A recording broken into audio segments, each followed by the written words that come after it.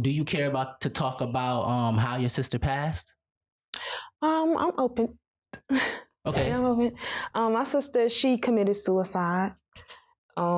She hung herself due to depression. Mm-hmm. So like that's one of the things that I try to make a part of my life also is speaking on depression. At one point I was working on War on Depression, which is like my other Instagram account where I talk to people about depression and stuff like that. Mm-hmm. But I'm gonna get back on it. It was depression, and I'm an advocate for suicide.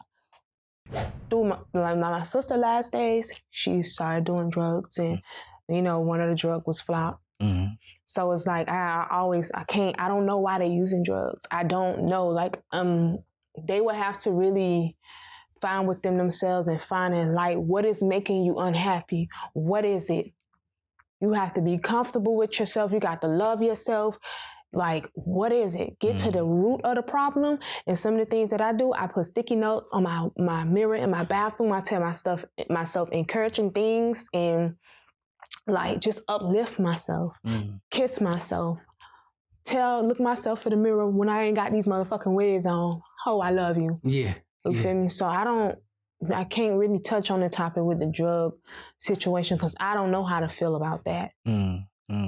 Before I do these interviews, I always prepare. I do my history, my research and stuff. I did not know that's how she passed, but I did have a question prepared about mental health in the Black community, right? And I always thought that, coming up, things happen and stuff like that. You may not know why you feel the way you feel, right? Maybe in the house and stuff like that, like why I don't want to go out the house, or you may have anxiety, you can't talk to people, stuff like that. So it's like, in the Black community, a lot of us, we're not educated enough to know those feelings that we're having, right? So, with that being said, you being a mental, into the mental health stuff, how do you deal with depression yourself?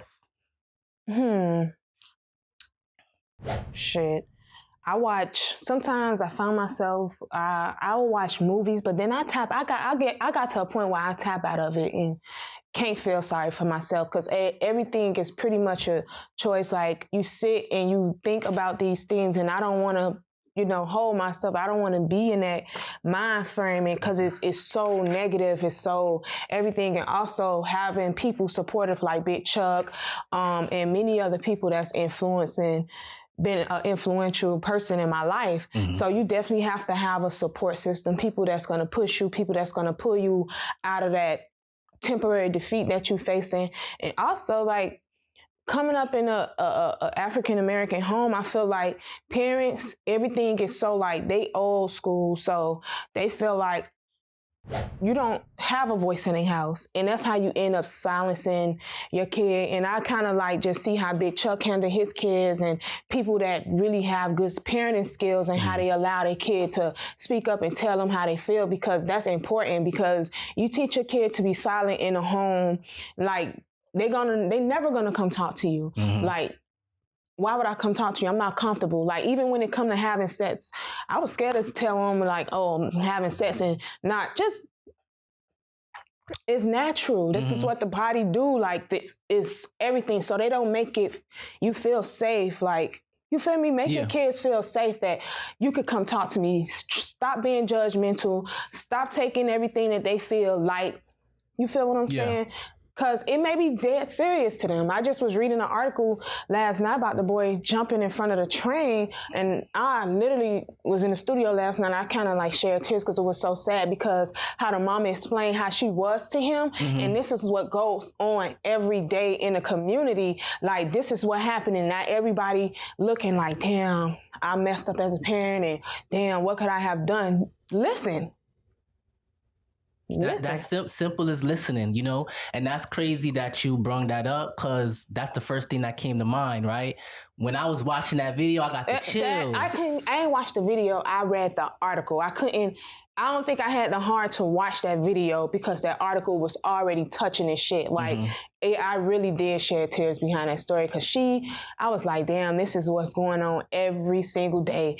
Parents get agitated, they struggling, they put this on the kids. Now the kids is depressed. It's too much. Nah, it is, and it's crazy because I have a son myself, right? I have 2 kids, and my son tends to, like, when he know he's in trouble, he'll run up to me, "I love you, Daddy, I love you," try to de-escalate the situation, right? So I'll catch myself, like, at first, like, he's doing this too much to get out of trouble, but then situations hit you, and like, you never know when this is gonna be your last day on this earth. Yeah. So I make it an effort to, no matter how much times he do it, no matter what, I embrace that, you know what I mean? But when I was just reading the article and listening to the video, what you said, it hit me. We have to be more open and receptive all the time because kids, they young, you know what I'm saying? Like, they ain't been on this earth for that long, so they don't really know that there's a brighter day on the other side sometimes, you know what I mean? It's like the fear of unknown kicks in. But that situation was just touching as hell. I agree. It's definitely touching, definitely.